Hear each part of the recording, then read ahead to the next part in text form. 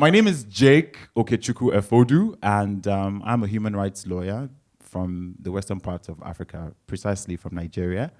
And I'm very excited to be here. I've been a human rights lawyer for 6 years.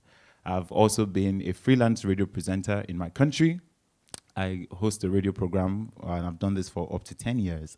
And on radio, I talk about issues of human rights, gender equality, governance, and accountability. And you're wondering, what is this African boy doing in this place? Well, I am here on the auspice of the very prestigious Dutch Visitors Program. It's organized by the RVO, the Dutch Enterprise Agency, under the Ministry of Foreign Affairs. And I and seven other really impressive human rights activists are here for a 10-day study trip. And we've been going around meeting people, learning so much about the Netherlands and its people. So, and I'm happy that my colleagues are also here in the room from Bangladesh, China, Ukraine, Kuwait, South Africa, Mexico, and am I missing anyone out? Egypt. You know, today the HagueTalks is focused on children's rights. And it's amazing that in the world that we live today, little attention is given to children, even though we were all once children. And I would probably like to share a short story of mine before I introduce our distinguished speakers for today. We're talking about talking. And I remember very well as a child, when I was young, I had a speech impediment. So if I said words that had B or V or P, they would just stop. I don't know why. But I'll go, you know, up, and I'll have to like stamp my feet sometimes for the words to come out. Like, I don't know if it has happened to anyone, but I had words that were trigger words.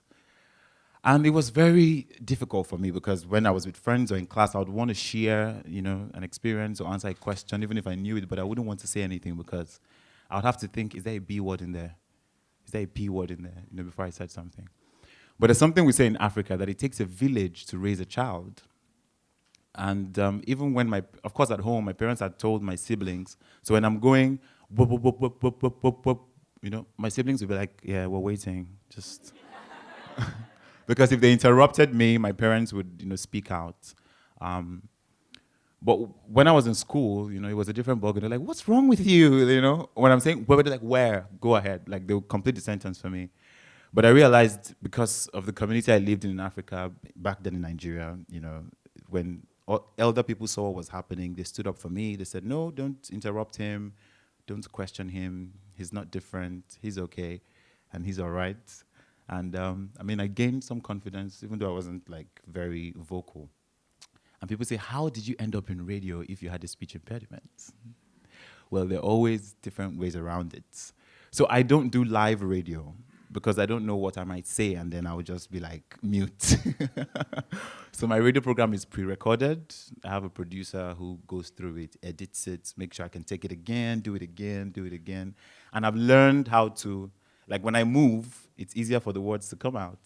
So talk might seem very easy, but it's not as easy as it is. And that pushed me as well to speak more, to fight my fears. My parents would say, speak, even if it takes 2 years, keep trying.